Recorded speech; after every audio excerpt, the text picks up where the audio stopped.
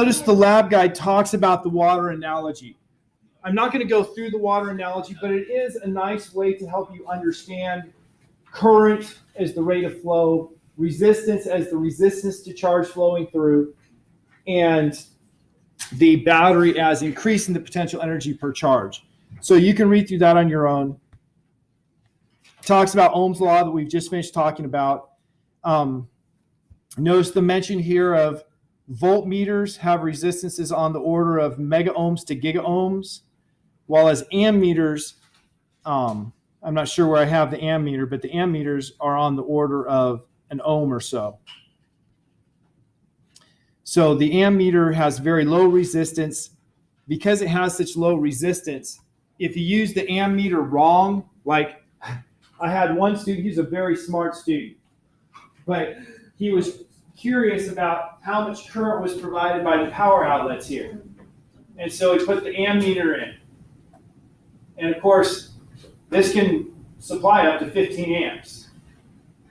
And the ammeter having basically 1 ohm of resistance, you put 120 volts, that's trying to draw 120 amps.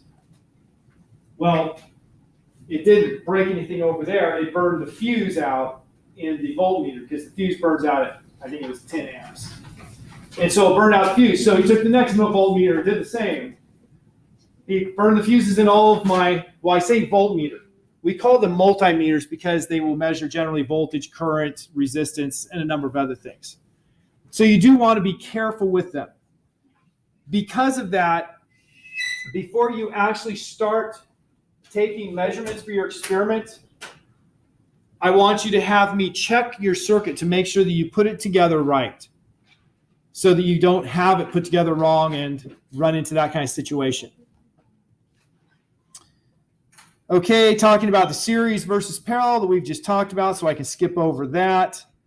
The calculations for how you get resistance parallel equivalents and resistance series equivalents. One thing we didn't talk about is the color codes. Resistors, and I have up here a slew of resistors. Everybody needs to grab 2 resistors that have a different set of color codes. So come up here, bring somebody with better vision than me, and make sure that you have different set of color codes. The color codes have meaning. So here's a picture showing a sample resistor that has blue, red, yellow, silver. And I don't know, somehow I just get this crazy feeling like, did he just put a taser in his pocket? Is he going to do some electricity experiments that aren't okay. I was pretty sure he wasn't. It's just, I read too many things about people tasering themselves for grins, and yeah. No. So here's what the color codes mean.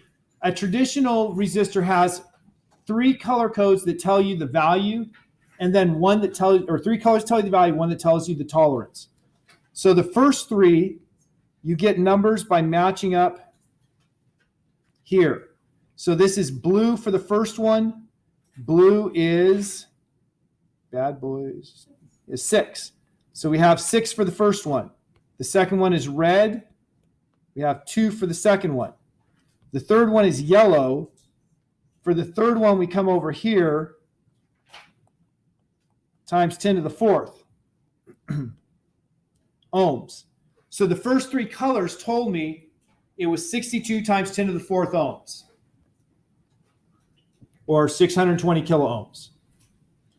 So what does the last one tell me if I have my value from the first 3? The last one tells me how carefully this resistor was actually made. If it has no color, it's plus or minus 20%. That's not a very carefully made resistor. If it's silver, it's plus or minus 10%. That's what this is. So this is plus or minus 10%. So that means it's 620 kilo ohms plus or minus 62 kilo ohms. It could be anywhere between 682 kilo ohms and 558 kilo ohms. It's pretty big uncertainty. If it's gold, then it's only 5%, so half of that. There are other colors for better quality, for better tolerance, but these are the standards. So when you look at a resistor, this one I picked up randomly, I can barely tell, is brown, I think black, red. I think it's brown, black, red. We're going to go with that. If it's brown, black, red, what is it?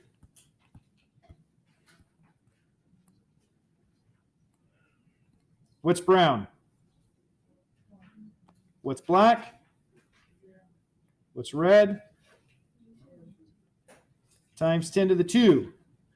So that means it's 10 times 10 to the 2 ohms, or 1 kilo ohm. And then the last color is gold, so plus or minus 5%,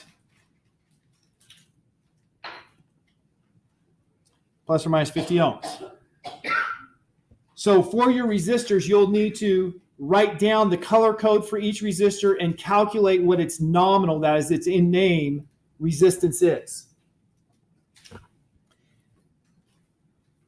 Just everyone except for Angelina has gone through this, so you understand about the hypothesis, and I mentioned it earlier. Your observation should be something that has either series or parallel resistors or batteries. And then a hypothesis that explains why they would do that then will be testable by making measurements of voltage and or current through either a pair in series or a pair in parallel. That's why you have 2 resistors, is for your test of your hypothesis. Okay, so the procedure. The first thing you're going to do is take this and draw a picture, draw on the wires that would make that a complete circuit. That's super simple. I'm not going to do it right here because I want you to at least remember what a circuit is. Then you're going to make a second drawing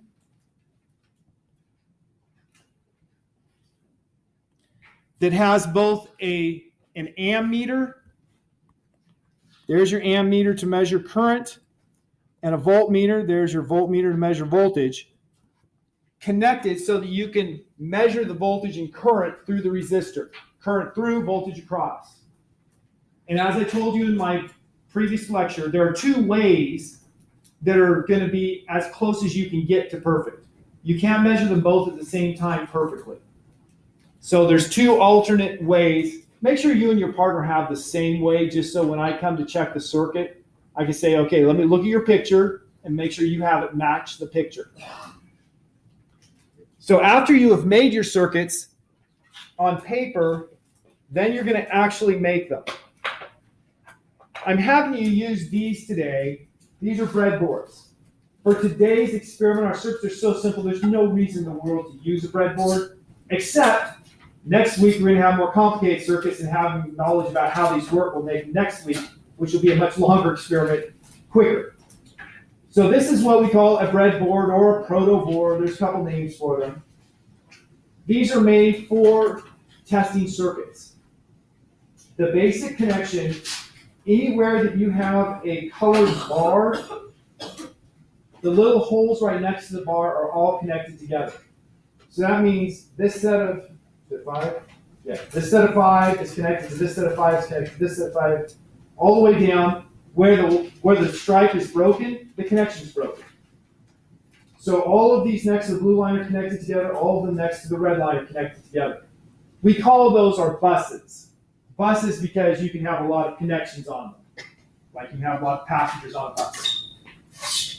Then these connections here, if you look here, you have row 1, row 2, row 3. All of the things that are adjacent in row 1 are connected. Where you have the gutter, there's no connections. And so you have A, B, C, D, and E in row 1 are connected together. Not connected across to F. But F, G, H, I, and J are connected together. There's no connection between row 1 and row 2.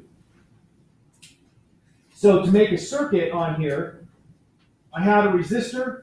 I put the resistor in here, so one is in, well, just by randomly putting it in there, one is in D and one is in G. Z is on one side of the gutter, G on the other, so the two sides are not connected. That's kind of important. Then I take a wire and I connect a wire to something that's connected to G, or to D, excuse me. Actually, that's an E. So I connect it to A because A is connected to E, both in the same row of 11. And then I do the same on the other side. Put down 11J. Now these wires are going to each side of the resistor. Those wires, I decide to do extra special. I'm using the buses on top. Absolutely no reason to use the bus. I just wanted to. I have the buses connected to these posts. These are called binding posts. The binding post, if you unscrew it, you'll see there's a hole drilled through the metal. You want to take your wires and put the wire in so it has metal going through the hole. You do not want it to have the plastic going through the hole because the plastic's insulated and won't make a connection. You need metal going through the hole, and then you tighten this down to clamp that metal in place. So now I have, this is making good electrical contact. And then I can just put plugs in here for my final connections. So that's how you use the proto board or the breadboard. For this week, it's not a vital thing. It's learning it because next week you're going to be making circuits that have 5 resistors in them. And you'll want to make your circuit so you actually arrange the resistors so they look like your picture. That way, at a glance, you can say, yeah, this is this. I got it set up right. So everyone should grab one of these. I didn't count them. I hope I have 10 out. Grab 2 resistors that have different resistances. Oh yeah, I was actually going to show you how to do the measurements though. I got to put my circuit back together. And I'm going to quickly try to remember how I had this connected. I think it was like that. Assuming I put it together right, here's how we make our measurements. We're going to make measurements at 1 volt intervals going from 0 volts to 10 volts. So go to my capstone. I have the Lab 12 Ohms Law experiment open. I was looking at the hardware setup. This signal generator, there I made signal generator go away. Here it's out there. I want to see that signal generator. And I'm going to turn the power on. Boom. And so right now I'm having 0.010 volts and 1.1 milliamp. Now look at how much the current is changing here. It's changing from 1.1 to 0.5. So that tells me my uncertainty is 0.6 because that's the smallest change it can make. Okay, it looks pretty stable here. I click keep sample, and then I'm going to raise it to 1 volt. Now you see it's 1.012 and 1.6 milliamps. Keep sample, raise it to 2, keep sample, raise it to 3. You see how long this experiment takes. Whoops, when it takes me longer because I can't tap the right place. Notice I'm just tapping the up button to change the voltage by 1. Whoops. Now what I do?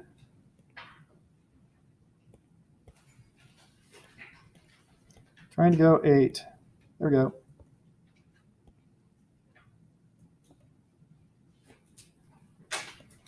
Yeah, my battery's running low. Okay, so I finished the experiment. I took data from 0 volts up to 10 volts. There's all my data. Make sure you write it down in your notebook.